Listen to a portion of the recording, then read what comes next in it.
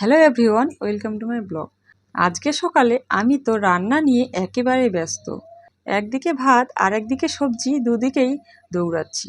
এমন সময় হঠাৎ আমাদের পাড়ার এক পিসি এসে হাজির, হাতে একটা রেডিমেড চুড়িদার। বলল, এটা একটু সেলাই করে দেও না, এখনই লাগবে আমার। আমি তো প্রথমে একটু অবাক হয়ে বললাম, পরে করে দিচ্ছি পিসি, এখনও রান্না শেষ হয়নি। কিন্তু পিসি তো পিসি, বলল এক্ষুনি লাগবে, এক জায়গায় যাব। আমি তখন একদিকে গ্যাসের আঁচ কমালাম, আরেকদিকে মেশিন টেনে আনলাম। ভাবলাম, রান্নার ফাঁকে যদি ওর কাজটা করে দিতে পারি তাহলে একরকম শান্তি। চুড়িদারটা যদিও রেডিমেড, কিন্তু সেলাইটা ঠিকঠাক না হলে শরীরে ভালো বসে না। সুতরাং একটু মেপে একটু কাটছাট করে নিখুঁতভাবে অ্যাডভান্স করলাম।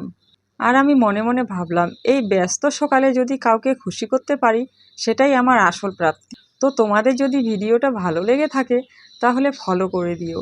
ধন্যবাদ।